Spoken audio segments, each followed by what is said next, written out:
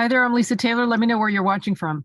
Are you for an indictment or are you against an indictment?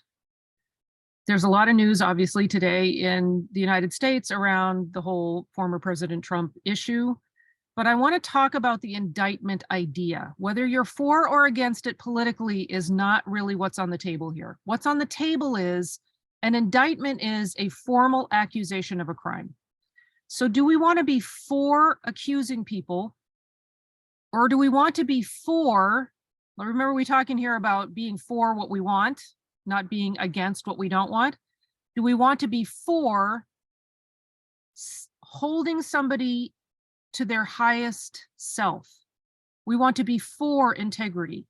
We want to be for holding somebody. What does that look like? Sometimes that does look like an indictment. Sometimes it does look like an accusation of a crime.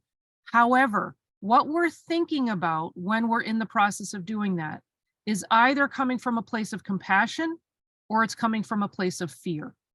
And that's where we want to kind of ground ourselves in the truth. I was thinking through this really carefully, going back to the Bible, where the Bible says in Romans, be not overcome of evil, but overcome evil with good. How are we overcoming the evil of unlawfulness or criminal behavior? How are we overcoming that with good? By holding somebody to the highest standard of who they truly are and expecting them to step into their place of integrity and act according to integrous thinking. So the other place in the Bible, in Philippians, where it talks about work out your own salvation with fear and trembling, for it is God which worketh in you both to will and to do of his good pleasure. Am I holding others in a place in my own thought that they can and have the ability to act in their highest sense of right?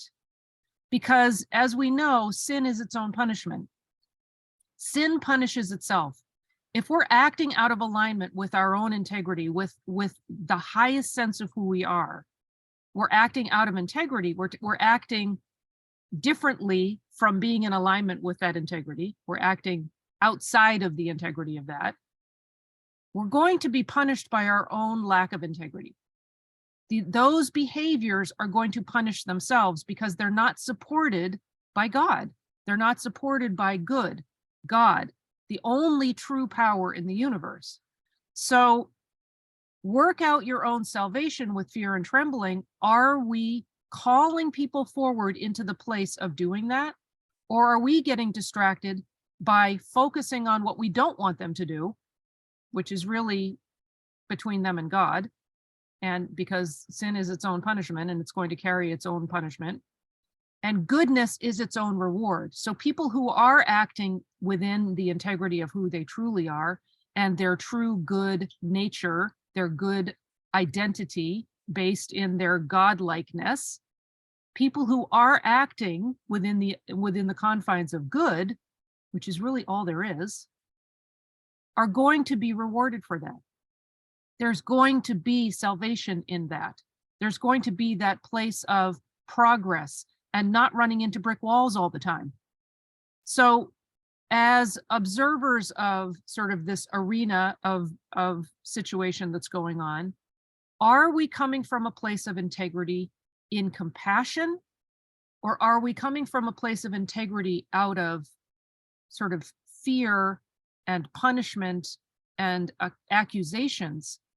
Are we looking to Jesus as the example? What did Jesus do? When the woman was accused of adultery and thrown in the midst, his first response was silence. First response, silence. Did he ever accuse the woman? No. He looked to everyone else and said, he who is without sin among you, cast the first stone. So he's saying, okay, everybody look within. And are you coming from a place of compassion or a place of anger and judgment? And are you condemning someone and holding them to a false sense of them? Are you expecting them to act in a way that's not in accord with their highest self? Let's call people forward and call them into that place of acting in the place in alignment with their highest self. where they can work out their own salvation with fear and trembling, because it is God which worketh in them to will and to do of his good pleasure, not of the personal pleasure. So when Jesus says to the woman after everyone has left, go and sin no more, and that's on her. That's not on us. And it's not us to put it on them. It's for them to go and sin no more. If they continue sinning, of course, there's going to be punishment for that. But let's hold them high with the expectation that they're going to go and sin no more, and that they recognize they have that ability to step into their highest self and act with integrity and act from that place of highest self, not from a place of trying to defend. Defense is the first act of war, right?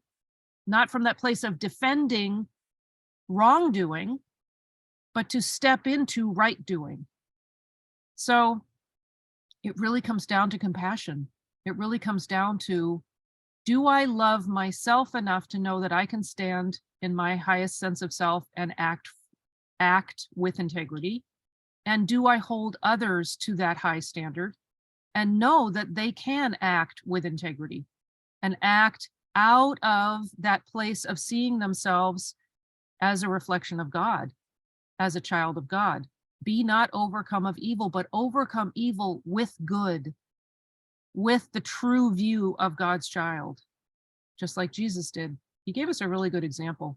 It's great. If you look at the Bible stories from sort of a political standpoint, it's a great place to look. Anyway, so these are ideas that we talk about a lot in our community, This Choice Matters community. And if you are at all interested in listening to conversations about this or being involved in conversations about this, I invite you to get a free trial of Morning Metaphys, which is that daily morning metaphysical mindset show that I do every day, every weekday. Go to thischoicematters.co and sign up for the free trial. And if you're already in Morning Metaphys, I invite you to join the community, because the community is where it's at. We are having major discussions and roundtables and really talking through on a very deep level these metaphysical and spiritual ideas, and how living by the law of God really does free us from all the stuff, and I could use another word, that we all deal with every day. All right, lots of love, you guys. Talk to you soon.